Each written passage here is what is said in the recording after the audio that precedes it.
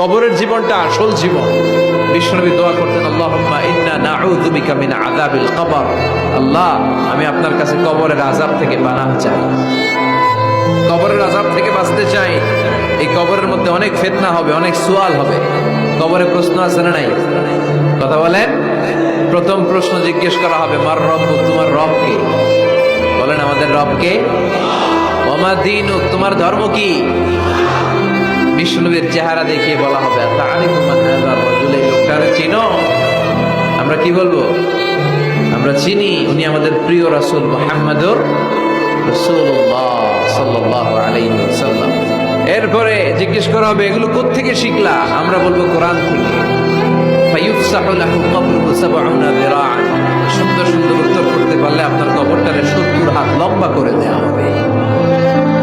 ইফতাহু লাহু বাবুন ইলাল জান্নাহ, জান্নাতের দিকে একটা দরজা লাগিয়ে